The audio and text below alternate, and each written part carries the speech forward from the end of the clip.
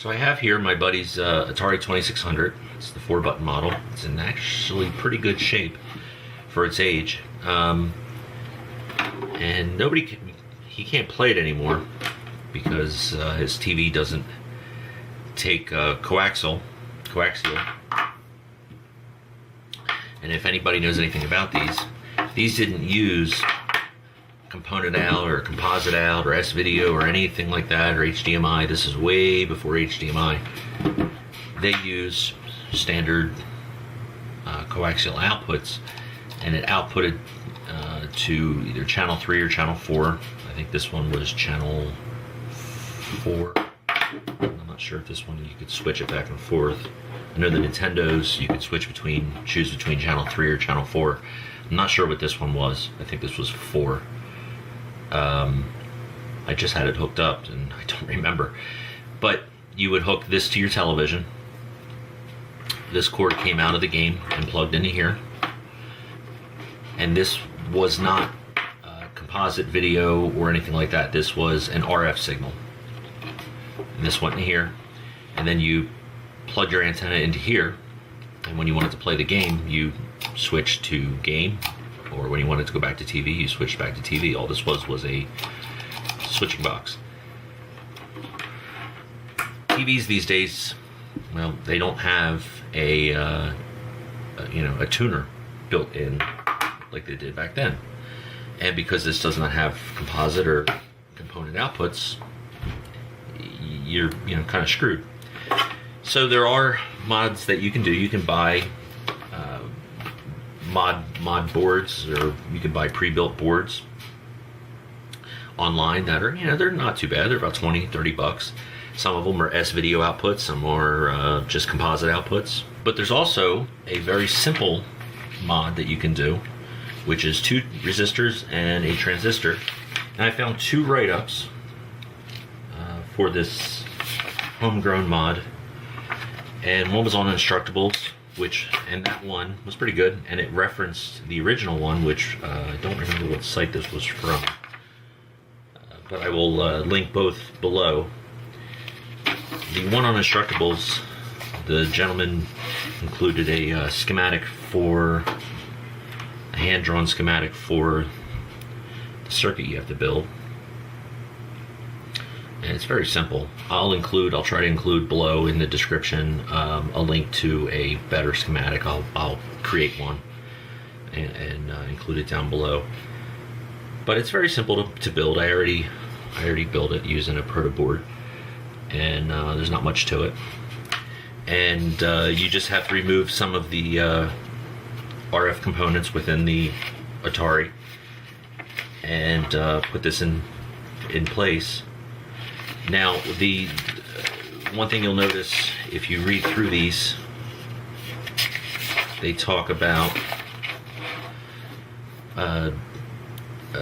drilling holes in the back of the unit and putting RCA connectors. I really didn't want to do that, and he really didn't want to do that because he didn't want to damage the case any. And it does actually come out looking very nice when it's all said and done. But he didn't want to do that, and I agree with him on that. So what we're going to do instead is kind of do what Atari did, and we're just going to run a video. I have a component output or a component cable. It's an old one, but it still works. Video. Audio left and right. Now this is mono, so we'll just link them together, but we'll leave both jacks so that way if it's being plugged into a stereo television, which all of them are these days, you'll still be able to hear audio off both sides and be able to use both speakers. But what we'll do is cut one side off, have it inside the unit, and then just have this hanging out the back, just like this is. That way there won't be any mods to the case itself. So we'll do that in a little while. So let's get to it. So first things first, got to take it apart.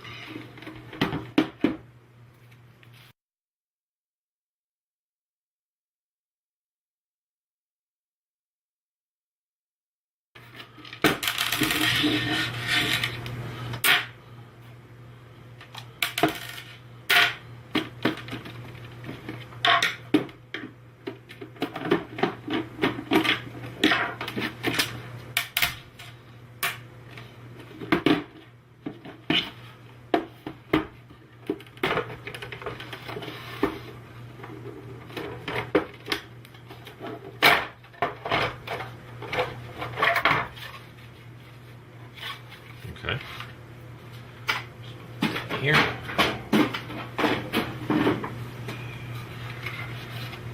Wow, there's not much to it, is there? So that'll be the hole that we bring the cables through.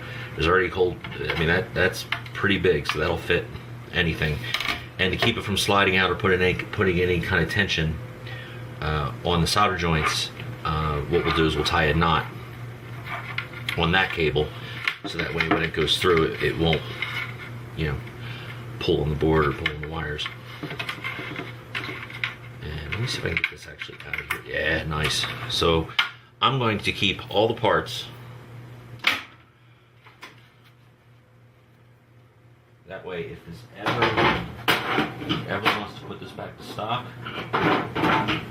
he can. So here's the board. It's very simple.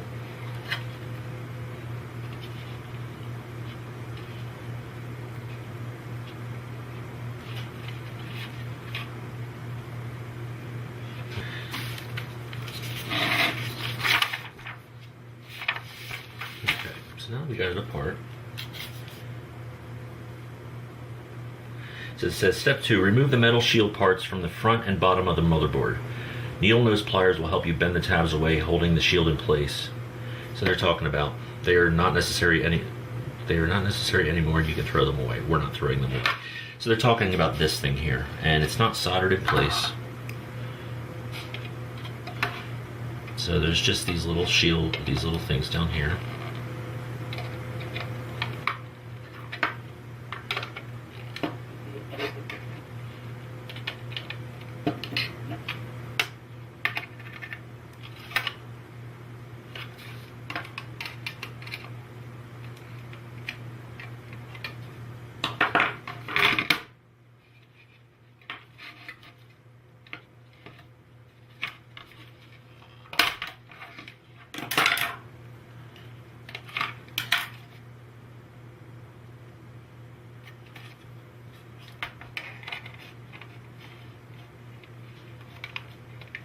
Keep it nice and flat so there's no interference.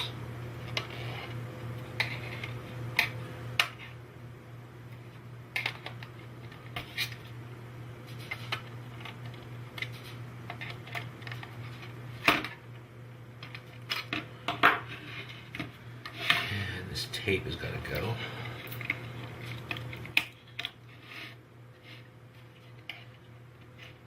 Let's see, because this obviously is acting as shielding. I wonder if it actually is grounding the top of these switches as well, if that's required. We'll test that out later.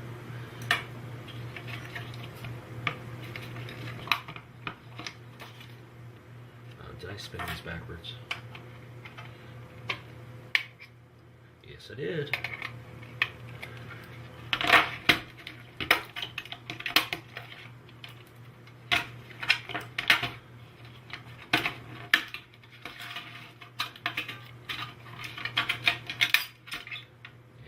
Little tabs will just break once you start to. So we're going to save that again in case he needs it or wants it later on. These little foam pieces they're little dust covers that go around the switches. Make sure you save them. Cut the 5-pin shown, remove the RF box entirely. I'm assuming that's going to be this here. So I'm just going to go by the pictures here.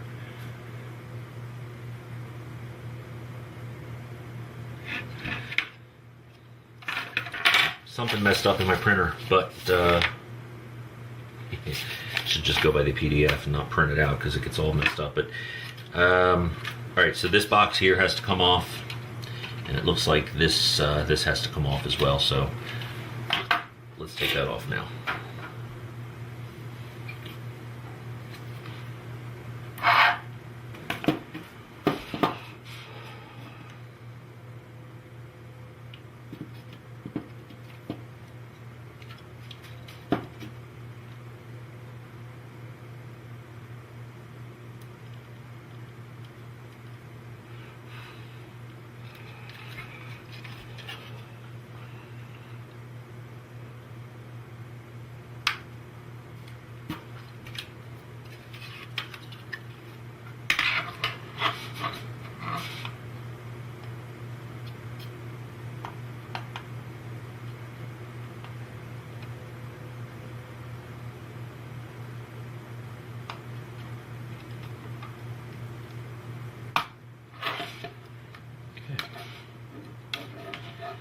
So I was able to unsolder all this because this is so large. You can actually hang on to this and pull gently without, you don't want to break the board. Now that I have that off, we can heat these up and get whatever remaining solder is still on there. Break them loose. Actually, the easier way is going to be to add a ton of solder to it.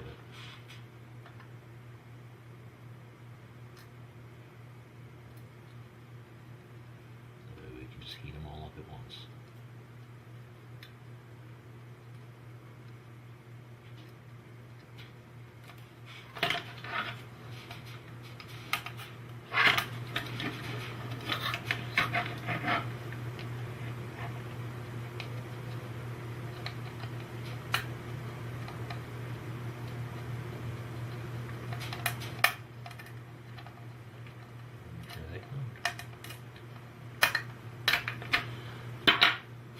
And it's out.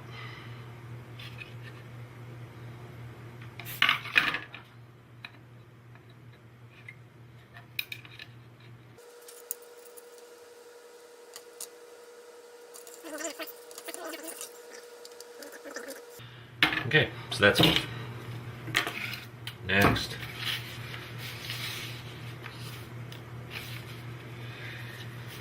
Okay, step 4. Now solder wires from your AV board to the spots shown below.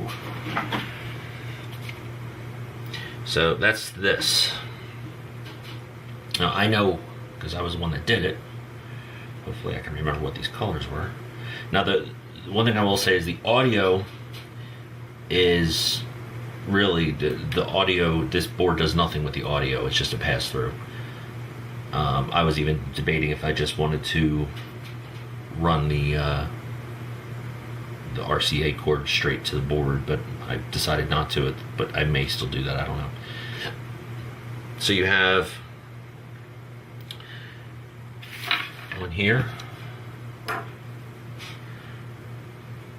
You have ground, VCC, which is 5 volts, and video in, meaning video into here. So, first things first, let's get ground.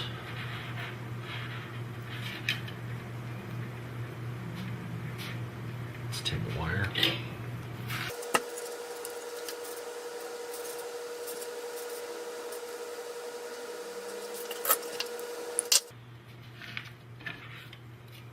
And before we go any further, clean this up.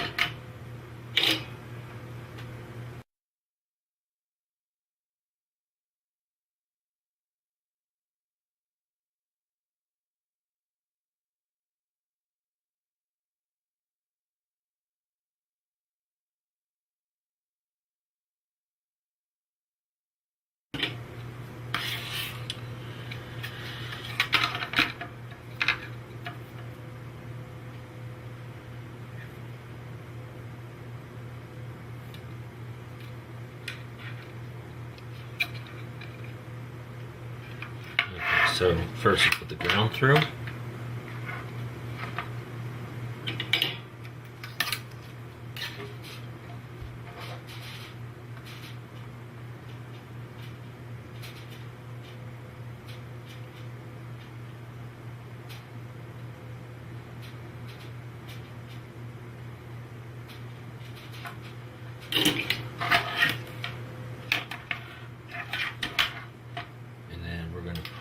What's the other one? Voltage. We need VCC. I'm going to tin this wire.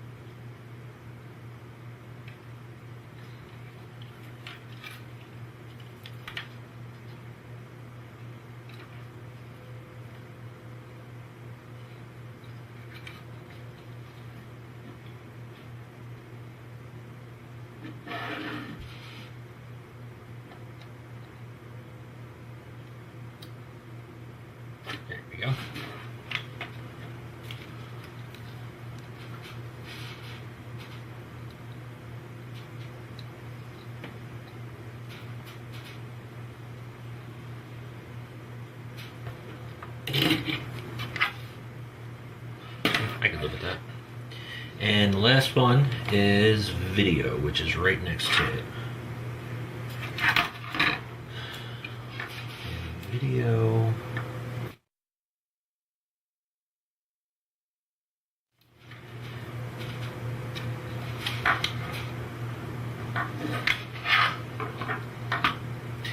One thing that helps when you put the wire through is if you bend it on the other side, or if you bend it so that it holds.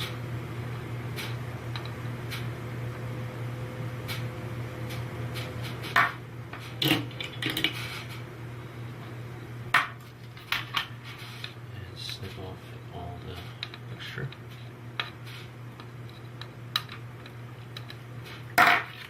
Okay, so that part's done. Just make sure, since these are holes in these boards are actually drilled pretty big, so just make sure there's no solder that leaked through and shorted it out. Okay, so this is video out. This is where audio is.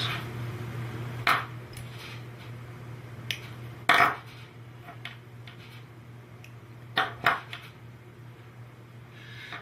what I'd like to do, actually, thinking about actually hooking up a oscilloscope to this and seeing what it looks like, what the output looks like before I hook it to a TV, but I have a junk TV, so I don't care too much.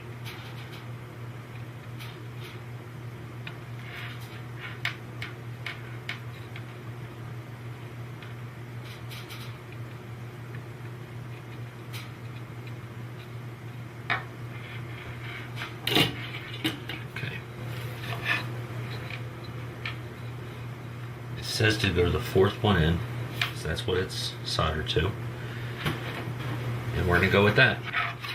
So the next thing they say is remove this transistor right here. It will improve the overall quality once it's all said and done with. So I'm going to save it.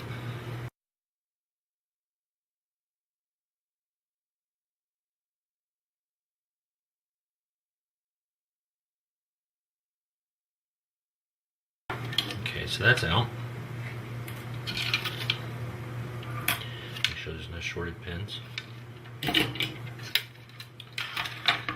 And they also say to take out, to remove. Okay, so I did remove.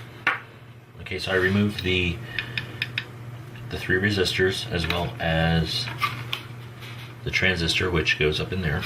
They're right here, and here's the transistor.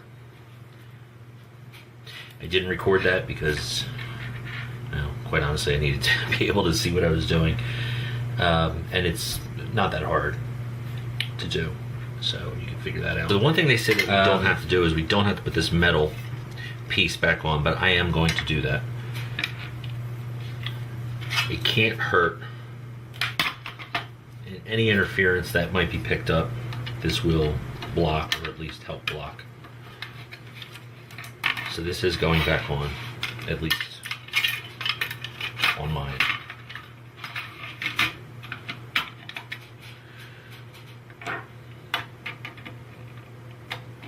Now some of these tabs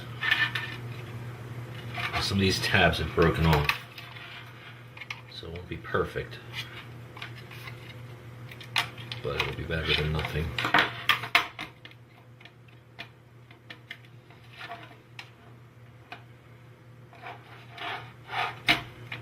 Could even solder it down, but I'm not too worried.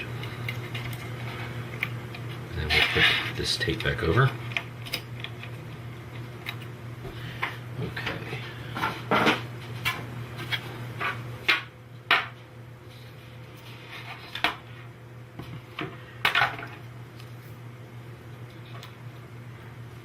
Put these back on before I forget.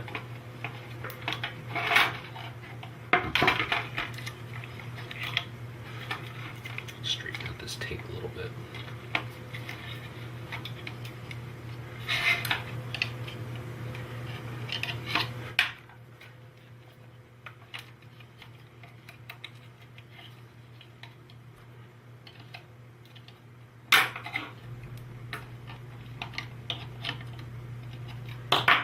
Make sure that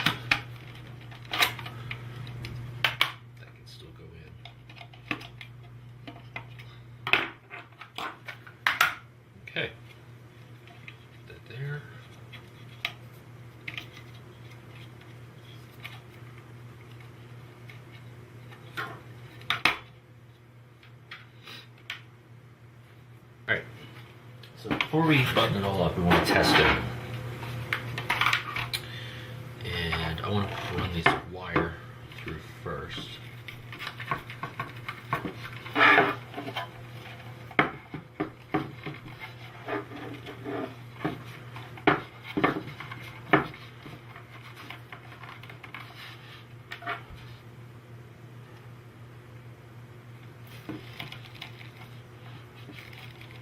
These need to be sharpened.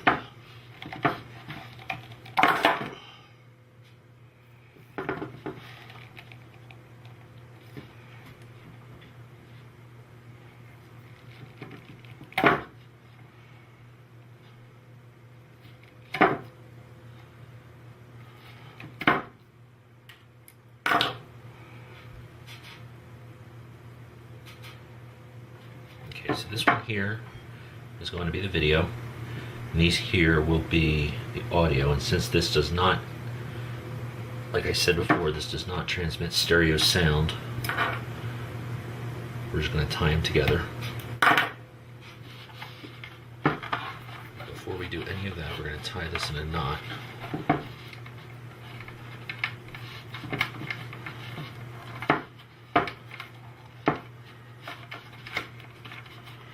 And that'll just help keep it from putting any strain on the board.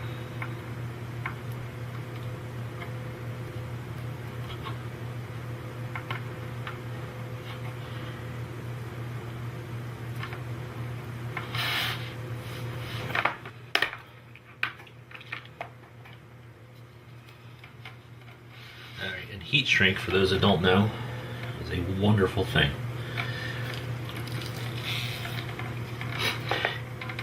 Heat shrink is basically rubber that when you apply heat to it, it shrinks.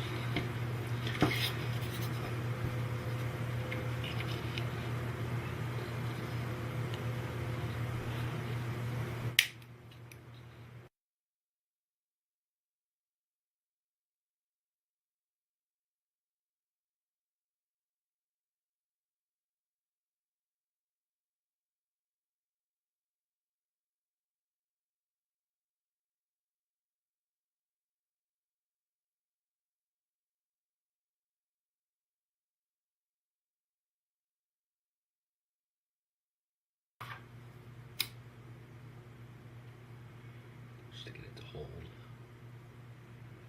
The larger ones over.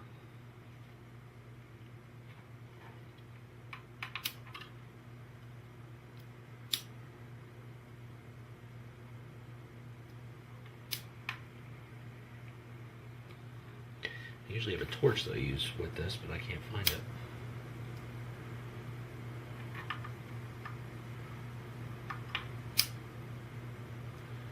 And we let that cool down a little bit. Problem is this has already started to shrink from all the heat, so we'll let that cool. And then we'll slide this over top of all of that.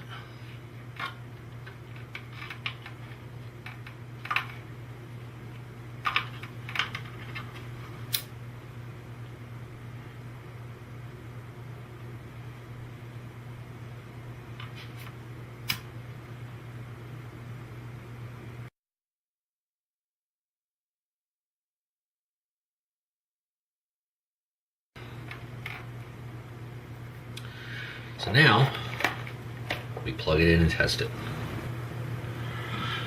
Alright, so I got a TV, I got the cord plugged in, it's component, or I'm sorry, not component, that'd be nice. It's composite, yellow, red, white. Using our little connection here, it's the best setup I could get at the moment. Let's see how it goes. And we got Pac-Man. The color's a little off.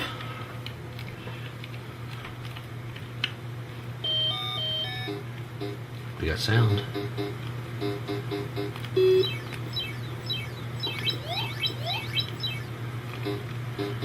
These controllers need work. Alright, so there's a little potentiometer right here that you're supposed to adjust for color correction.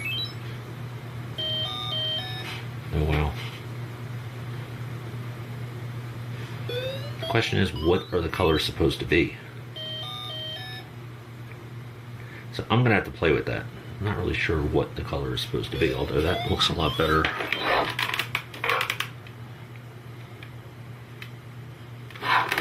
than it did look. I wonder if it still works in black and white.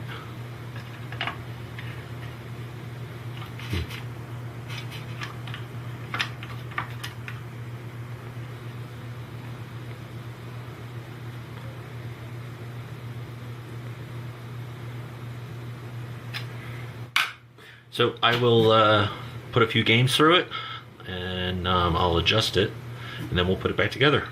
Okay, and I'm back. Alright, so I think I got it pretty close. I think this might need a couple new capacitors or something, but it's pretty good. So what I used was River Raid, because River Raid actually has a picture of what it's supposed to look like on the front. A blue river with the green grass. Who'd have thunk it?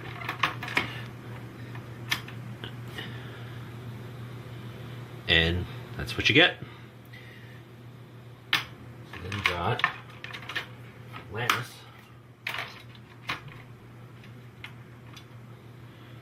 Which looks pretty good, I gotta admit. I played it before, and the ships that fly by, I never actually saw the rainbow colors on them when using the RF adapter. I'm gonna have to compare. I did actually record some video of a couple of these games prior to doing this mod, so I'll have to go back and look at it and see how it compares. The colors might be a little bit off, but we'll see how it compares as far as the picture quality. And I'll put that in at the end of this video, and you can take a look for yourself. So what we're going to do now is put this all back together. I'm going to get this out of here. So there you go, an Atari 2600 mod, composite video mod. You don't even have to drill into the case. You can just hang a long cable at the back. That way, if you ever need to return it to stock form, you can do so. If you don't want to modify the case itself, it's very easy to do. If I was doing this without recording it, it would have only taken me probably maybe a half hour to an hour. And so far, from what I've seen, the results are very good. Now, I've been told that this may not work on all televisions. However, I've used this on a couple in the recording of this video, and I've had zero problems. So, you know, give it a shot. If you have any questions, please leave them in the comments down below. And here you go, I'll end this video with a before and after comparison of some games I recorded before doing the mod and after doing the mod.